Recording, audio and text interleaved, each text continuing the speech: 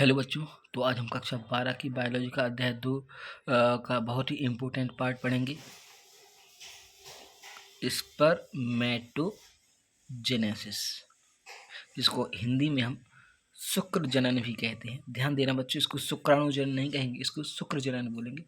ये जो प्रोसेस होती है दो भागों में होती है, एक स्पर्मेटिडोजेनेसिस और दूसरी स्पर्मियोजेनेसिस। अब देखें, इसमें स्पर्मेटोजेनेसिस में दो वर्ड हैं, स्पर्म और जेनेसिस, मतलब स्पर्म का फॉर्मेशन होना स्पर्मेटोजेनेसिस कहलाता है। हिंदी में देखें शुक्र जनन, शुक्र मतलब शुक्राणु, तो शुक्राणुओं की बनने की प्रोसेस को हम क्या बोलेंगे, शुक्र जनन बोलेंगे। तो आइए देखते हैं ये शुक्र जनन या स्पर्मेटोजेनेसिस की प्रोसेस एक्चुअल में होती कैसी है। तो जैसा कि ये हमारी सबसे पहली सेल होती है जिसको हम प्राइमरी जर्म सेल कहते हैं या नर जर्म सेल कहते हैं, जो कि डिप्लॉयड होती है। डिप्लॉयड मतलब द्विगुणित कोशिका होती है। अब इसमें सबसे पहले माइटोटिक सेल डिवीजन अर्थात समसूत्री विभाजन होता है। समसूत्री मतलब समसूत्री में दो वर्ड है, सम और सूत्री। सम माने समान, सूत्री माने गुणसूत्र। मतलब जब ऐसा विभाजन जिसमें समान गुणसूत्र जनक कोशिका के जब पुत्री कोशिकाएं बनती है तो समान क्वांटिटी में जो गुणसूत्र बनते हैं, इस प्रोसेस को हम समसूत्री विभाजन कहते हैं। तो प्राइमरी जर्म सेल में सबसे पहले माइटोटिक सेल डिवीजन होता है, जिससे एक सेल से दो सेल बन जाती हैं। अब जो प्राइमरी जर्म सेल से जो दो नई सेल जर्म सेल बने हैं, इन जर्म सेल को हम शुक्राणु जन कोशिका या स्पर्मेटोगोनिया कहते हैं। क्या कहते हैं? स्पर्मेटोगोनिया या शुक्राणु जन्म कोशिका। अब ये कोशिकाएं क्या करेंगी? वृद्धि करेंगी, ग्रोथ करेंगी। ध्यान देना बच्चों, जिस तरीके से किसी बेबी का बर्थ होता है, ठीक है, अब बर्थ होने के बाद ये आगे जाके क्या करेगा, ग्रो करेगा और बड़ा होगा। तो इसी प्रकार से ये जो शुक्राणु जन कोशिका या स्पर्मेटोगोनिया है, ये भी क्या करेंगी, ग्रोथ करेंगी और क्या कैसे हो जाएंगी, अपना आकार बड़ा कर लेंगी, बड़ी हो जाएंगी। जैसे ये ग्रोथ करेंगी, अब हम इसको शुक्राणु जन कोशिका नहीं बोलेंगे, अब इसका नाम होगा प्राइमरी स्पर्मेटोसाइट। क्या होगा? Primary spermatocyte.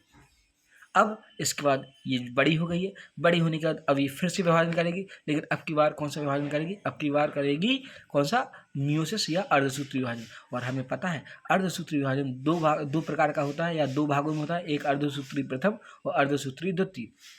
तो प्राइमरी स्पर्मेटोसाइट में सबसे पहले अर्धसूत्री प्रथम विभाजन होगा।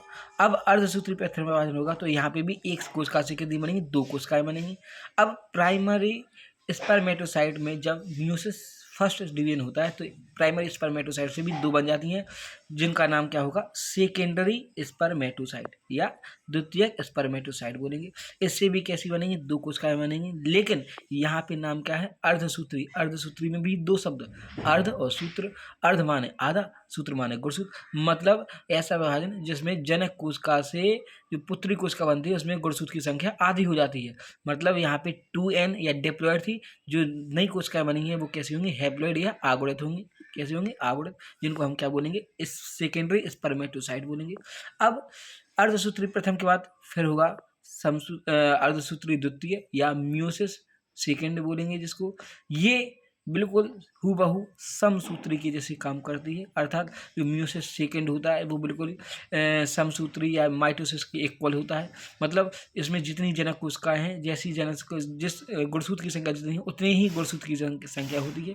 तो इस कोशिका में भी मियोसिस सेकेंड होगा, इस कोशिका में भी मियोसिस सेकेंड होगा। इस कोशिका से दो कोशिकाएं बनेंगी, इससे भी दो बनेंगी। ओवरऑल कितनी? 1 2 3 4 सेल बन जाती हैं। मतलब हमें पता चल गया जब अर्धसूत्री विभाजन होता है तो एक कोशिका से कितनी कोशिकाएं बनती है? 4 बनती हैं। गुणसूत्रों की संख्या आधी हो जाती है। तो यहाँ पे अब जो नई दो कोशिकाएं या जो नई 1 2 3 4 4 कोशिकाएं बनी हैं, इन कोशिकाओं को बोलेंगे स्पर्मेटेड। क्या बोलेंगे? स्पर्मेटेड। तो यहाँ से हमने देखा प्राइमरी जर्म सेल से स्पर्मेटेड का बनना, प्राइमरी जर्म सेल से स्पर्मेटेड का बनना, जिसे हम बोलते हैं स्पर्मेटिडोजेनेसिस। क्या बोलेंगे?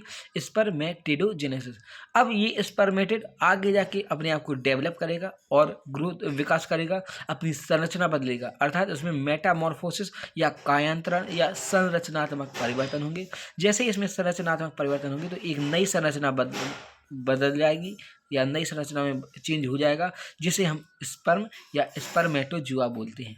क्या बोलेंगे, स्पर्म या स्पर्मेटोजुआ, जिसको हम बाद में क्या शुक्राणु भी बोलते हैं। तो स्पर्मेटिड से स्पर्म या स्पर्मेटोजुआ बनने की प्रोसेस को स्पर्मियोजेनेसिस बोलते हैं। इस प्रकार से हमने स्पर्मेटोजेनेसिस में दो स्टेप पढ़े, एक तो स्पर्मेटिडोजेनेसिस, दूसरा स्पर्मियोजेनेसिस, अर्थात ओवरऑल ये हमने शुक्र जनन की प्रोसेस देखी है। आशा करता हूं बच्चों इसमें आपको एक एक स्टेप आपको समझ में आया होगा। एक बार फिर से शॉर्ट रिवीजन कर लेते हैं। प्राइमरी जर्म सेल है, इसमें समसूत्री विभाजन होगा जिससे दो कोशिकाएं बनी, फिर इन कोशिकाओं ने वृद्धि की, जिसको वृद्धि करने के बाद ये बड़ी हो गई, जिसको हमने प्राइमरी स्पर्मेटोसाइट बोला। अब इसमें फिर से विभाजन होगा, अब की बार इसमें अर्धसूत्री विभाजन होगा, अर्धसूत्री प्रथम होगा, जिससे फिर दो कोशिकाएं बनेंगी। अब प्राइमरी स्पर्मेटोसाइट से जो नई कोशिकाएं बनती है जिनको हम सेकेंडरी स्पर्मेटोसाइट कहते हैं। सेकेंडरी स्पर्मेटोसाइट में फिर से अर्धसूत्री विभाजन होगा जो कि बिल्कुल समसूत्री की जैसा होता है, इससे भी नई कोशिकाएं बनेंगी। इन नई कोशिकाओं को हम स्पर्मेटिड कहते हैं। और स्पर्मेटिड जब अपना रूप बदल देगा या मेटामॉर्फोसिस की प्रोसेस कर लेगा तो एक नई संरचना बन जाएगी, जिसको हम स्पर्म या स्पर्मेटोजुआ बोलेंगे। और इसी प्रोसेस को हम स्पर्मेटोजेनेसिस या शुक्र जनन कहते हैं। आशा करता हूँ ये वीडियो आपको समझ में आया होगा। अगर वीडियो समझ में आता है, आपको अच्छा लगता है, तो प्लीज़ कमेंट करें, शेयर करें और सब्सक्राइब करें चैनल को। थैंक यू बच्चों।